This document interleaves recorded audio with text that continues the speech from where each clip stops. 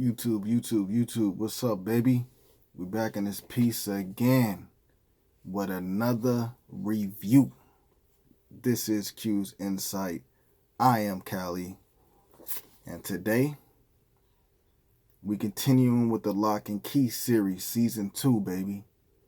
You know what I'm saying? One of the best shows out there on Netflix and just in general. So this one is episode 7, and it's entitled Best Laid Plans. What an episode, baby. So, I ain't gonna spoil everything, just want to talk about what I want to talk about. So, kind of in the beginning of this, we have, Tyler, Kenzie, and Duncan, and Bodie as well, and they are gathering Aaron's stuff, and I thought that they were going to take it and bury it, but they actually lit it on fire and burnt it. But that's still, some people in real life, they get buried. Some people end up getting, turned into ash. So in a way, it's like she turned into ash and they released her essence out, you know what I'm saying? So she could be free and do what she wanted. You know what I'm saying? It was beautiful, bro. And I'm sad that she's gone. She was an important character, man, and she did her things and she helped out as much as she could. And like I said, it's sad that she's gone because she has so much to give, man. But from that scene, we end up getting Nina's about to actually leave and go to work. But before she does, Duncan ends up telling her, because she asked, like, Duncan, hey, where's Aaron? And so Duncan ends up telling her that, Aaron left. And so that was that situation. That's how they handle that, right? So after Nina leaves, Duncan, Bodie, Tyler, Kenzie, and Scott ends up coming, and they're basically preparing and getting everything ready for when Gabe and is gonna come. You know what I'm saying? And even though it's just supposed to be for Gabe, they had to make a plan for Eden, because Eden's a minion, so she's gonna come with him anyway. So they gotta prepare for the both of them. So we got them getting everything ready for this epic plan that they have, right?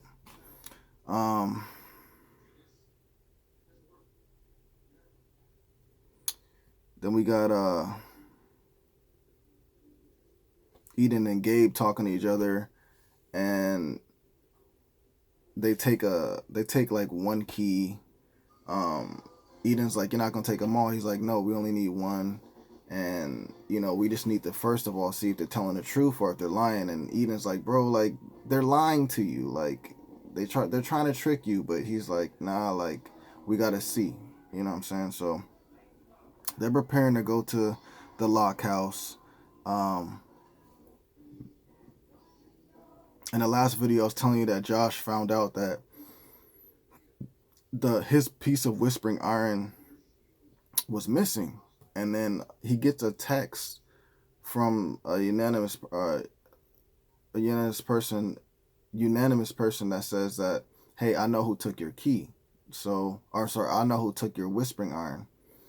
So his whole thing is that he ends up going to try to get more information from this person so he can find out who took the whispering iron. And what it ended up being was that there's 2 students. I don't know one's name, but the other one's name is Javi, and Javi ended up sending that message to Josh, and he blamed it on his friend, and he said that his friend took the whispering middle.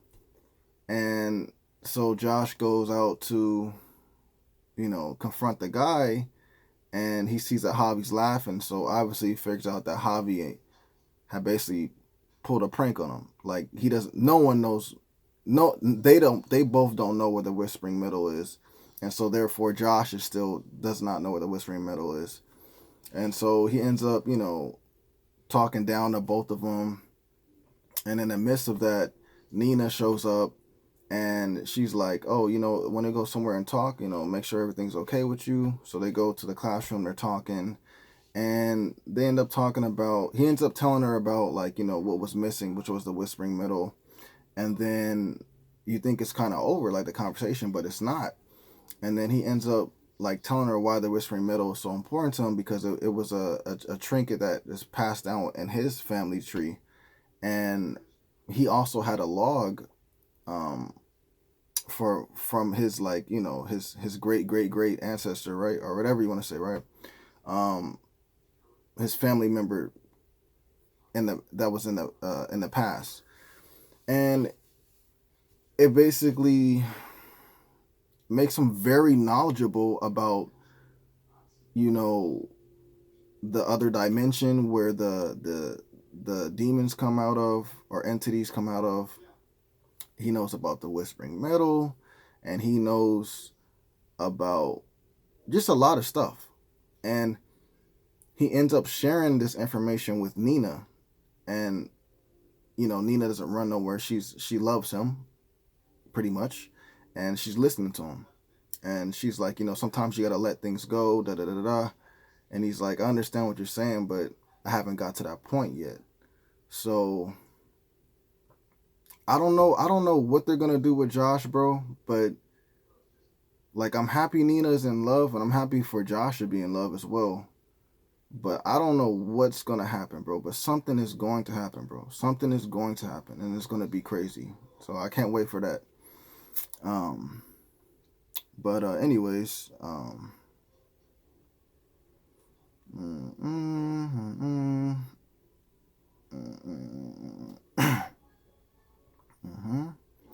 so anyways, we go back to the scene where Gabe and Eden arrive to the house, and then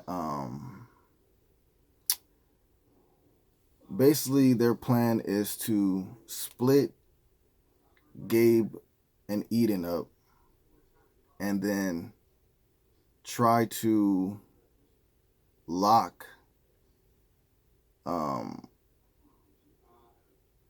Gabe into the well. So they want to use the anywhere key, open up the door, it shows the well.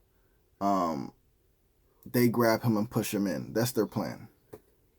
While having Eden downstairs dealing with Tyler and Bodhi.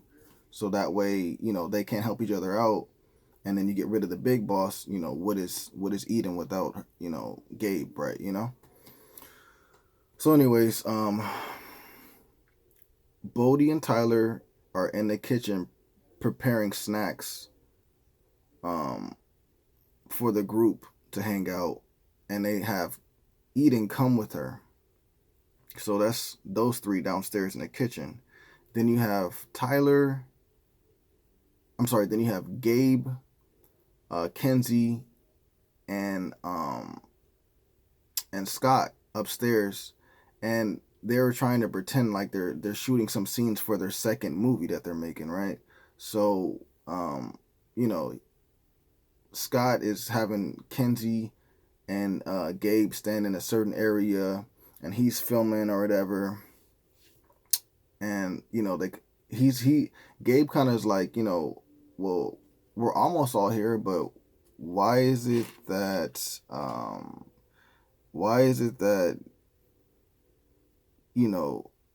Zadie's not there, and why is it that what is the other dude's name? Douglas. Why are they both not here? And then they make an excuse for why they're not there, and he's kind of like, okay, all right, well, let's shoot the shots. So they're upstairs doing their thing. Go back to downstairs sequence, and it ends up being that Tyler and Bodhi are trying to keep Eden distracted. And what they end up doing is they secretly have Jamie watching all this stuff from the dollhouse, right? So all of the blue, a big old like glass wall encircles Eden, and she's like, "What the heck?" Like, and she can't be heard, and she can't break the glass at the time, and so it shows Jamie, and what she did was she took a actual like glass cup and just put it over uh, the small body of Eden. So she's holding it down so Eden can't leave, and she's trapped. So being that that's the situation, Tyler's like, "Hey, I'm gonna go upstairs and make sure everything's going good with them. You stay down here, Bodhi." So Bodhi's like, "I got this," or whatever, and he's just making fun of he's making fun of Eden because she's screaming and she can't get out, and like the way she sound when the cup had like you know had cupped her in, she was like, "Oh," and then he's like making fun of her or whatever. That was funny. And then he flicks her off and says aloha, like how he learned from in season 1, bro. That was hilarious, bro. That was hilarious. I was dying. Bodhi's like Bodhi's my dude, bro. Bodhi's my dude, man. But I love him, man. I love him, bro. So anyways, man, you know, Tyler goes upstairs and he's basically making sure everything is okay. And what ends up happening is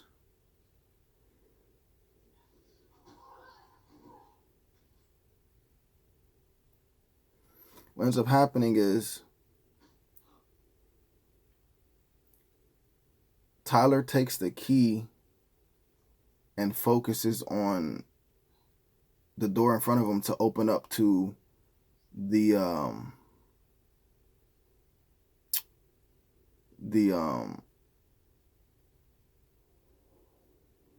well area that Dodge was in the first season. Because if they take him over there, they either die or they're just trapped there.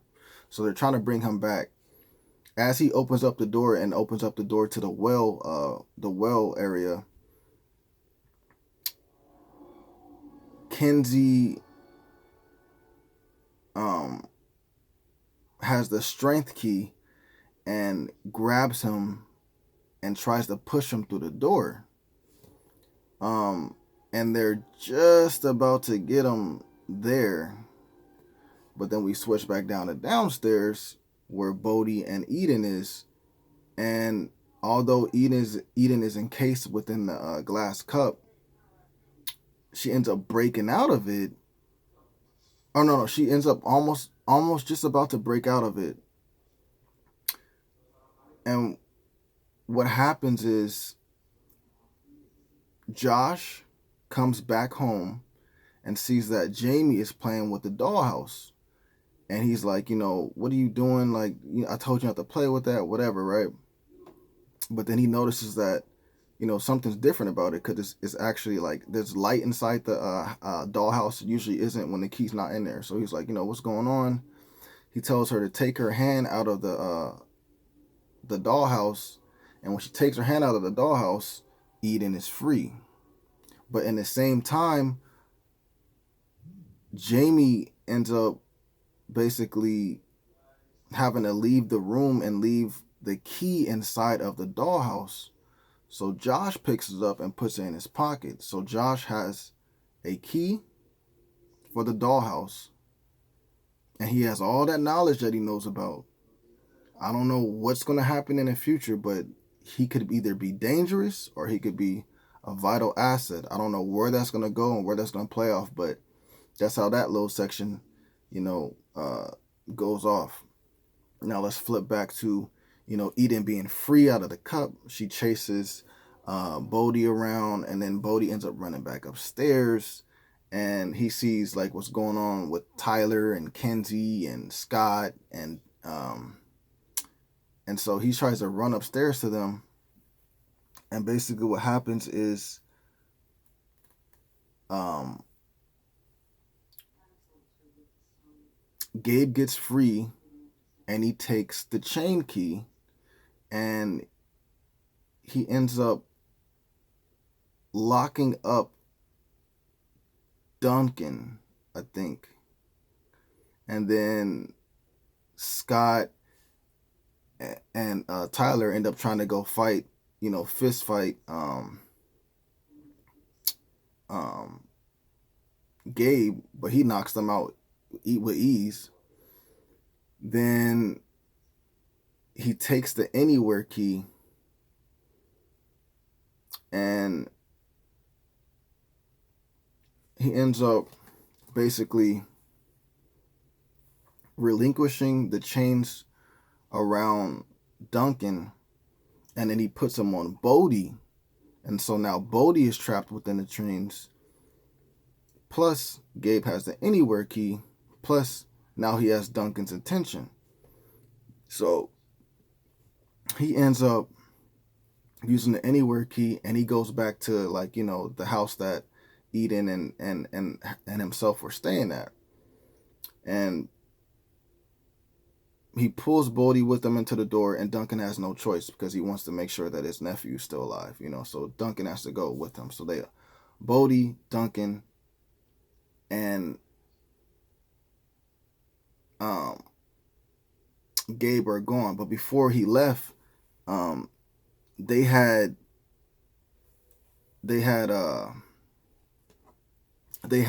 Eden trapped for a second, right?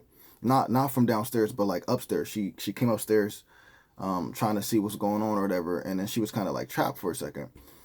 And then they're like, well, what about Eden? You're not gonna get away with taking Bodhi and Duncan, and we got Eden. He's like, forget Eden. I'm done with you, Eden, and leaves her. So they're off to do their thing.